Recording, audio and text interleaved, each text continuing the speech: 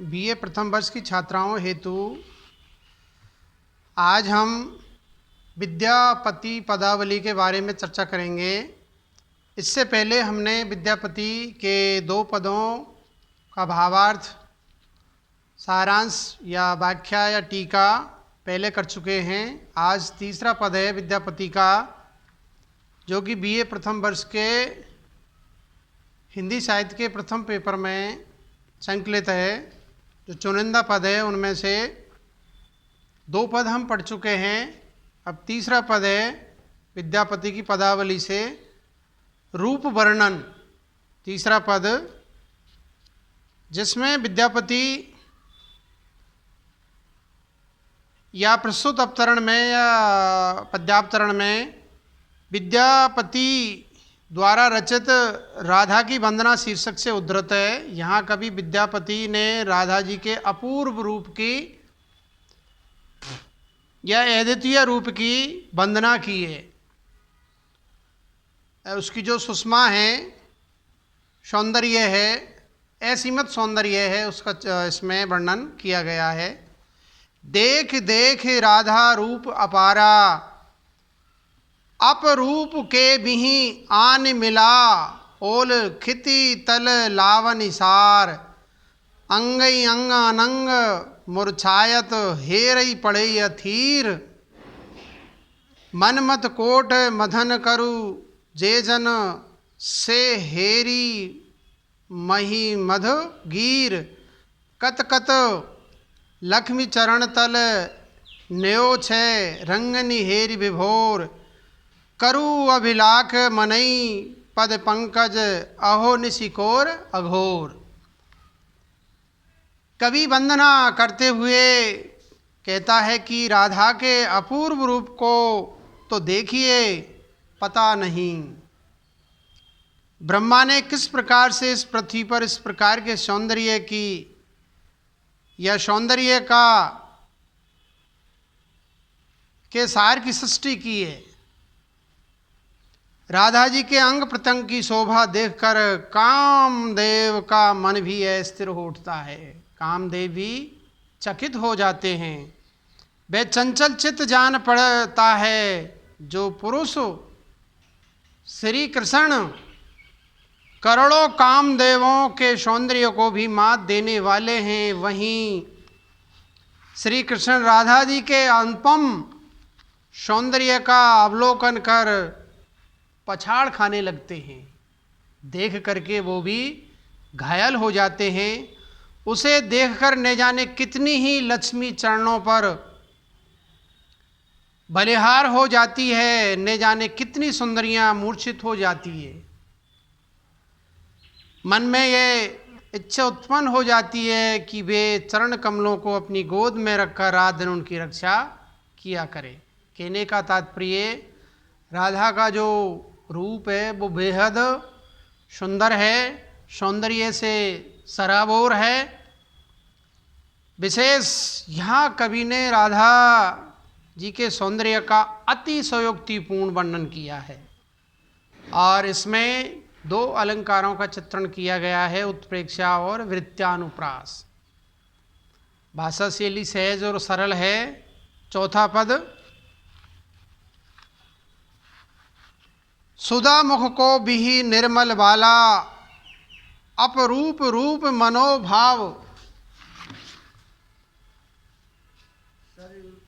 मंगल त्रिभुवन विजयी माला, सुंदर बदन चारो और लोचन, काजर रंजित भेला, कनक कमल माझे काल भुजंगनी, सरयुत खंजन खेला, नाभि विवर सय लोम लतावली, भुजगी निश्वास पियासा, नासा खगपति चंचु भरम भय, कुछ गिर सांद निवासा, तिन बाने मदन जितल तिन भुवने, अवधि रहल दौबाने, विधि बड़ दारुण बंदते रसिक जन, सेपल तोहार नयाने, भने विद्यापति सुनवर युवती, एहि रस को पये जान, राजा शिव सिंह रूप नारायण लक्ष्मा देव प्रमाण। तो प्रस्तुत पद के अंदर नायिका के रूप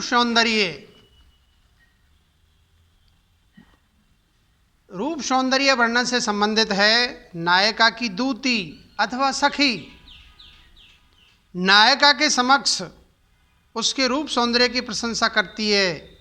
इसी प्रसंग को कवि विद्यापति ने इस प्रकार उपस्थित किया है, चित्रित किया है, वर्णित किया है। भावार्थ देखिए, नायिका के अनुपम सौंदर्य को देखकर सहज जिज्ञासा से प्रेरित होकर कवि कहता है, किस विधाता ने इस चंद्रमुखी बाला का निर्माण किया है। भगवान ने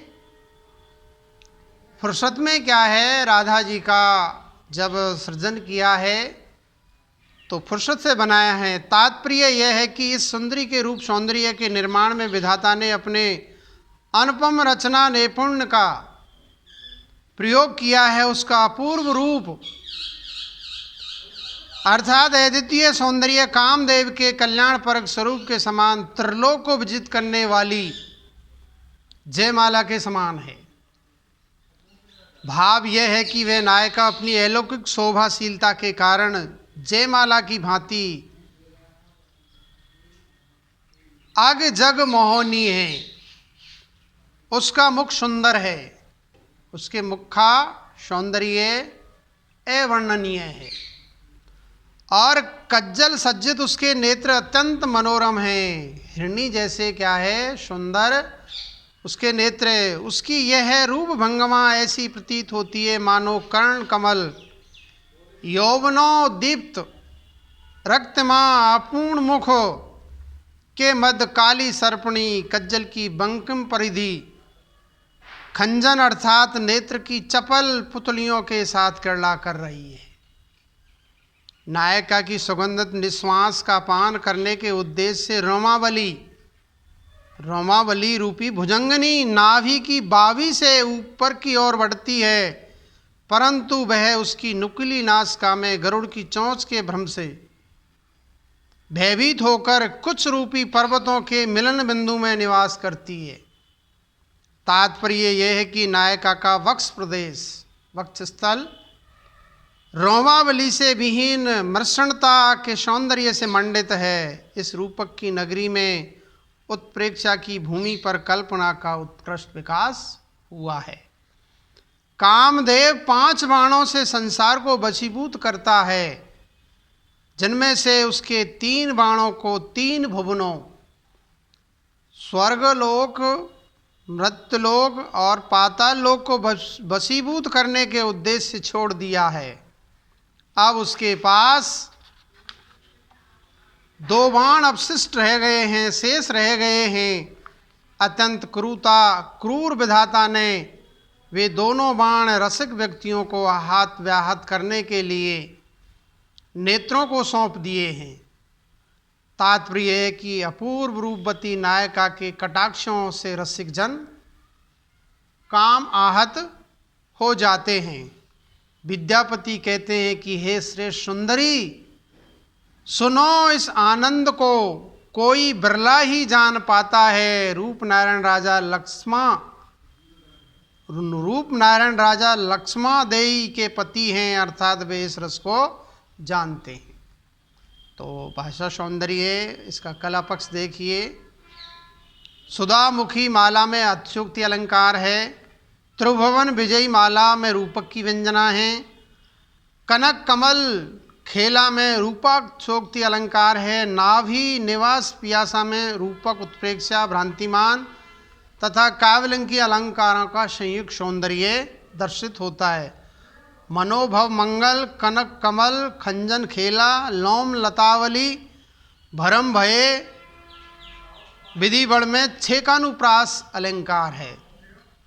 जायसी ने भी रूपक के आश्रय से रोमावली का वर्णन किया है, किंतु विद्यापति की निसास पियासा की मौलिक कल्पना का चमत्कार इस वर्णन में नहीं मिलता है। अगला 5वां पद है दूती प्रसंग। विद्यापति का 5वां जो पद है दूती प्रसंग। विरे व्याकुल बकुल तरुतरी पेखल नंद कुमार रे, नील नीरज नयन सय सखी ढरई नीर अपार रे, पेख मलियज पंक मृगमदो तामरस घनसार रे, निज पानी पल्लव मूंद लोचन धरणी पड़ असंभार रे, वही मंद सुगंध शीतल मंद मलय समीर रे, जन प्रलय कालक प्रबल पावक दही सुन शरीर रे, अधिक बेफत टूट पड़े खिति मिश्रण मुकुता भाल रे, अनिल तरल तमाल तरवर मुंज सुमनस जाल रे, मान मान तज सुंदरी चली जहीं राह रसिक सुजान रे, सुखद श्रुति अति सरस दंडक कवि विद्यापति भान रे। तो प्रस्तुत अवतरण के अंदर कवि विद्यापति द्वारा रचित है, प्रस्तुत अवतरण विद्यापति द्वारा रचित है। राधा ने मान किया फल तय, कृष्ण अत्यधिक व्यथित है, कृष्ण की दूती राधा को कृष्ण की विरह दशाओं को वंजित कर रही है और राधा से मान छोड़ने को कह रही है। क्या कह रही है? वह कहती है कि हे राधा, मैंने मोल श्री वृक्ष के नीचे व्याकुल कृष्ण को देखा है। राधा के विरह में कृष्ण व्यथित है और सखी राधा से कहती है कि मैंने मोल श्री वृक्ष के नीचे कृष्ण को व्यथित होते हुए देखा है। उनके नीले कमल नेत्रों से जलधारा बह रही है। वे चंदन पंख कस्तूरी कमल कर्पूर को देखकर तुम्हारी याद आने से तथा विरह व्यथा बढ़ जाने से इतने व्यथित हो जाते हैं कि पृथ्वी पर गिर पड़ते हैं। जब मंद सुगंध शीतल मलय वायु बहती है तो उन्हें ऐसा प्रतीत होता है कि मानो प्रलयकालीन प्रबल आग उनके सुन्न शरीर को जलाती है। दग्ध हो उठते हैं कृष्ण। उनके अत्यधिक कंपन के कारण उनकी चिकनी मोतियों की माला टूटकर पृथ्वी पर गिर पड़ती है, जो ऐसी लगती है मानो वायु की चंचलता से तमाल वृक्ष से फूलों का समूह टूटकर गिर रहा हो। हे रमणी, मान मणि को छोड़कर उसी स्थान पर जाओ जहां तुम्हारे प्रियतम विरह से संतप्त है। कृष्ण व्याकुल है, तुम्हारे प्रियतम विरह में व्याकुल है। कवि विद्यापति कहते हैं कि यह दंडक छंद सरस और सुनने में अत्यंत सुखदायक है। तो विशेष टिप्पणी में कृष्ण विरह का वर्णन परंपरागत है और अनुप्रास, उपमा, रूपक, उत्प्रेक्ष अलंकारों का प्रयोग किया है। भाषा शैली सरल, सहज और मन भावन है। छठा पद है वसंत मिलन।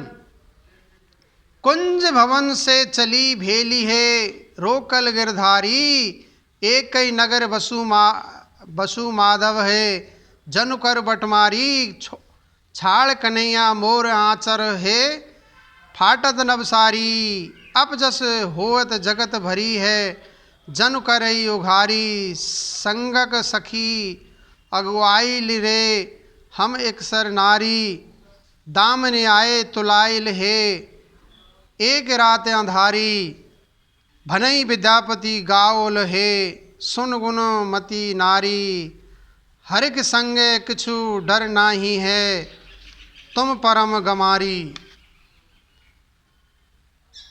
तो प्रस्तुत अवतरण में कवि विद्यापति द्वारा रचित है। यह अवतरण राधा और कृष्ण के परस्पर वार्तालाप से संबंधित है। राधा जैसे ही कुंज भवन से बाहर निकलती है तभी श्री कृष्ण उनका मार्ग रोक लेते हैं। तब राधा प्रार्थना करती हुई प्रियतम श्री कृष्ण से अपनी व्यवस्था प्रकट करती है। क्या व्यवस्था बताती है? देखिए, राधा कुंज भवन से जैसे ही बाहर निकली वैसे ही कृष्ण ने उनका रास्ता रोक लिया। अचानक मन चले कृष्ण को पाकर वह कहने लगी, हे माधव, हम तुम दोनों ही एक नगर में रहते हैं, अधिवास करते हैं। तुम इस प्रकार खुले खजाने राहजनी मत करो, रास्ते में मत रोको। अर्थात हम दोनों को हर कोई यहाँ जानता है, मार्ग में प्रति रस की किरणा से मेरी प्रतिष्ठा चली जाएगी। अतः ऐसा कोई भी कार्य मत करो जिससे कि तुम मेरी प्रतिष्ठा के बटमार सिद्ध हो। राधा के इस कथन का भाव यह है कि छेड़छाड़ के लिए एकांत ही उपयुक्त होता है, न कि सार्वजनिक मार्ग या रास्ता। हे कन्हैया, मेरा आंचल छोड़ दो, इसे मत खींचो। मेरी नवीन साड़ी फटी जा रही है, सारे संसार भर में मेरी अपकीर्ति, अपयश फैल जाएगी। अतः इस जन बहुल मार्ग पर मुझे उघाड़ो मत, अर्थात मुझे निर्वस्त्र मत करो। मेरे साथ की सारी सखियां आगे बढ़ गई है, मैं नितांत अकेली युवती हूँ। आकाश में मेघ घिर आए हैं और इस पर भी रात्रि अंधकार आच्छादित है। भाव यह है कि रात्रि का मेघ आच्छादन बिजली की कौन रात्रि की अंधकार पूर्णता के परिपासार में अपने बिल्कुल अकेलेपन की बात कहकर राधा अत्यंत मीठे संकेत द्वारा कृष्ण को काम आंदोलित करने का उपक्रम करती है। विद्यापति कहते हैं कि हे गुणवती सुंदरी, सुनो, कृष्ण के संपर्क में तुझे किंचित मात्र भी भय नहीं है। तू तो परम मूर्ख है जो कृष्ण के रस में संपर्क में भय की आशंका कर रही है। अब इसका देखिए काव्य सौंदर्य विशेष, देखिए टिप्पणी या कलात्मक सौंदर्य को देखते हैं। प्रस्तुत पद में त्रास संचारी भाव की व्याप्ति है। यह संचारी भाव राधा की रति आकांक्षा का अंग है। इस कारण पूरे पद में श्रेयस अलंकार का प्रयोग बन पड़ा है। इस पद में अंकित राधा अपनी वर्जना को लज्जापूर्ण सीमा में ही कृष्ण को अपने समर्पण की स्वीकृति भी देती है। वास्तव में विद्यापति ने प्रस्तुत पद में स्वस्थ तथा मांसल श्रृंगार का चित्रण किया है। उन्होंने जीवन से स्वाभाविक रसमय प्रसंगों का चयन करके अपने काव्य को अनुपम मधुरता प्रदान की है। प्रस्तुत पद इसका उदाहरण है। इस पद की भाषा शैली सहज और सरल है। अगला पद और अंतिम पद है अभिसार। घन घन गरजे घन में वरखिए, दस दिश नाही प्रकाशा, पथ बेपतहु चिन्हन पारिये, कौन पुरिये निज आशा, माधव आज आयलु बड़ बंधे, सुख लागी आयलु भव दुख, पायलु पाप मनोमथ संधे, कंटक पंके द्रुम हाम तोरलु, जलधर वरखिए माथे, जत दुख पायलु हृदय हान, जानलू कहा के कहब दुख बाते, लाभ की लोभ दुतर तर आयलु, ज्यऊ रहल पुनि भागी, हेरिये ते ओ मुख बिसुरल, सब दुख ए नहीं काहू जानी लागी, भनई विद्यापति सुनवर युवती, ईस को पे जान, राजा सिम सिंह रूप नारायण, लखमा दई परमाण। तो प्रस्तुत पद के अंदर अभिसार का तात्पर्य होता है मिलन। मिलन का बहुत ही सुंदर चित्रण किया गया है। या कहने का तात्पर्य अभिसार नायिका का नायक से मिलन के साथ प्रकृति का अद्भुत चित्रण अवलोकनीय है। प्रस्तुत पद में अभिसार नायिका का नायक से मिलन के साथ प्रकृति का अद्भुत चित्रण अवलोकनीय है, उसका इसमें चित्रण किया गया है।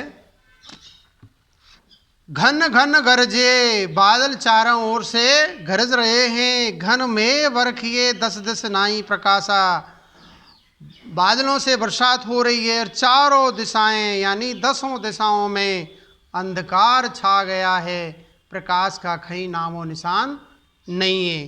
पथ विफतऊ चिन्ह न पारिये, पथ रास्ता मार्ग कहीं दिखाई नहीं देता है। कौन पुरिये निज आशा, और किससे पूछे मार्ग के बारे में। माधव आज आयलु बड़ बंदे, श्री कृष्ण माधव आज आए बड़े बंधनों के बाद आज आप के दर्शन हुए। सुख लागी आयलु भव दुख, पायलु पाप मनोमत संदेह। बहुत सुख का समय है कि आप मनोमत यानी कामदेव के समान आपका आगमन हुआ है। कंटक पंकिये दुम हाम तोरलू, कंटक यानी कांटे, दुम यानी पेड़ के नीचे बैठ करके, दुख पायलू पाप मनोमत संदेह, आप कष्ट मत पाओ, पेड़ के नीचे बैठ करके आराम करो। जलधर वर्खिए माथे, बारिश हो रही है इसलिए पेड़ के क्रोड़ में, उसकी छाया में, उसके सानिध्य में बैठ जाइए। जत दुख पायलो हृदय हम, जानलू कहा कहे दुख बातें, जब तक क्या है हम अपनी बातों को कर लेते हैं, चर्चा कर लेते हैं, एक दूसरे के दुख दर्द है उसको दूर कर लेते हैं। लाभक लोभ दुतरतर आयलू, जीव रहलपनु भागी, दोबारा क्या है अच्छा समय आएगा, तब तक हम यहाँ पेड़ के नीचे बैठ करके आराम फरमाते हैं। और धीरे धीरे क्या है उन दोनों में आपस में वार्तालाप हो जाती है। बनई विद्यापति सुन वर युवती यही सुख को पे जाने, विद्यापति कहते हैं कि इस सुख को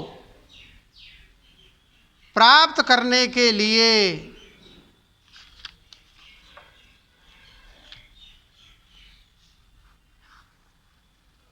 बहुत ही मतलब क्या है समय लगता है।